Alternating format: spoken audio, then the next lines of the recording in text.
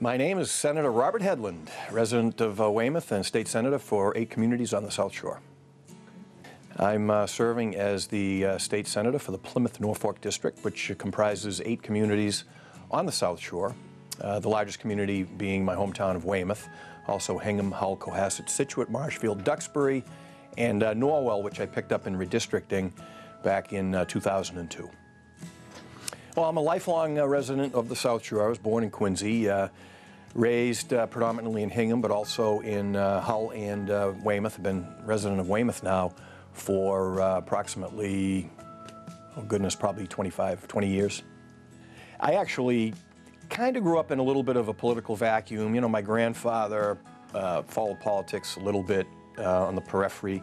My parents were not politically active really in any significant way. They voted, that's the extent of it. But coming of age, I always had an interest in politics, world events, history, that kind of thing. Excelled in social studies in school. I wish I could say that for some other subjects, but always had an interest in things and followed things closely. I can remember as a little kid, I mean, just following in the pages of the newspaper, you know, what was happening in Vietnam, for instance. So there was a spark that happened somehow, I don't know how it happened, that was brought more to the forefront as someone in business. I got into business at a very young age, taking over my grandfather's truck repair business at age 19, and learned just how significantly government can, you know, government's actions impact individual citizens, businesses, and such. And I didn't like what was going on, so that furthered my interest further. But really, in terms of arriving at the Republican designation, I didn't ever feel an allegiance to any political party. My first vote as an 18-year-old, as I voted for Ronald Reagan over Jimmy Carter. You know, every day reading about the Iran hostage crisis. Every day, you know, looking at the paper about inflation that had taken hold, and you know, that malaise that everybody talked about in the Carter years led me and most of my classmates, you know, people in my age bracket demographic, to vote for Ronald Reagan that year, looking for change. And so I guess I wound up as a Republican at that point. I became very disenchanted with the Republican Party a couple of years later because of the choice offered to me in some statewide races. And I actually enrolled independent for a long time. And then later, when I got more active in business, I think I probably voted in a Republican primary, wound up as a Republican again. But I come at this really without an allegiance to any party, and I like to think I vote based on the issues, not because of any political or partisan considerations. And I learned a lesson up here at the State House early on, right in the beginning of my first term. As I said, we were up to 16 Republican senators my first term, which was enough to sustain a veto. And one of the first tests of then Governor Weld's veto powers had to do with a measure regarding cabinet secretaries' pay raises. Now, this came at a time when we had a budget deficit. We were laying off state employees. I was actually laying off someone in my business because of the economic downturn. And they wanted me to vote to sustain the veto, which would lead to pay raises for the governor's cabinet secretaries. And I told the governor, who called me at home looking for my vote, I said, "Governor, I'm laying a guy off in my business that makes less than what a couple of the raises actually are for a couple of the cabinet secretaries. I can't do this." And, you know, his aides called me, lobbying me. He said, "It's a test of the governor's strength." I said, "No, it's not a test of the governor's strength to me. It's a vote on the issue itself." And I was the only Republican in the entire legislature to vote against the governor on that issue.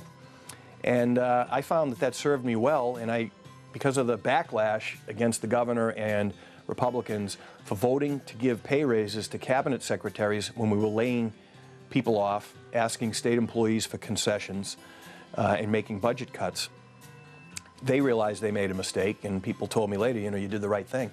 And I found that when I was campaigning for re-election and knocking on doors, people remembered that vote.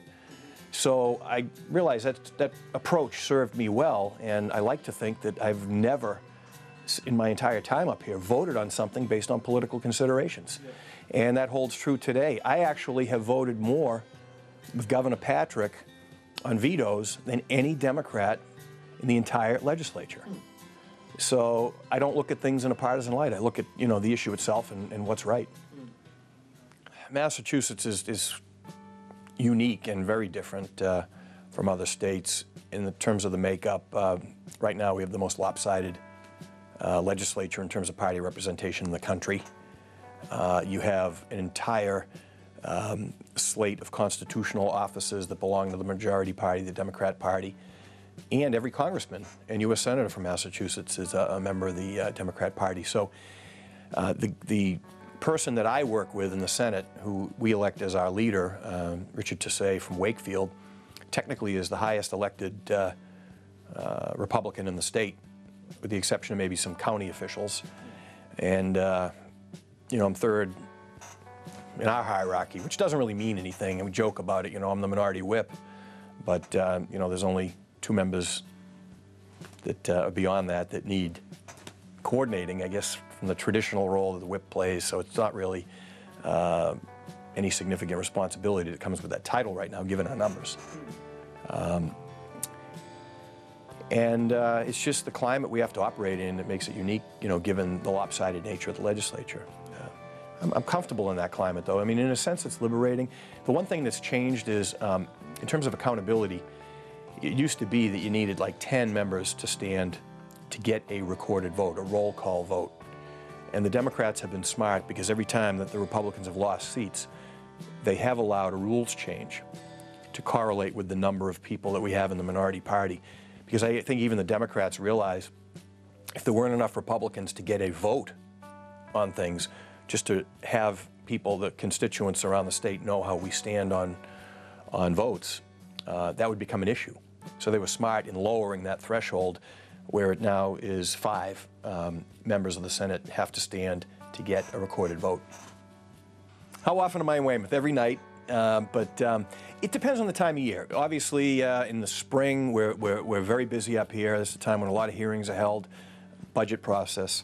Then you take a month like August, and staff will have things under control in Boston. That enables me to spend a lot of my time at my district office in Weymouth. So, anytime I can avoid sitting in the Southeast Expressway traffic, it's a great day.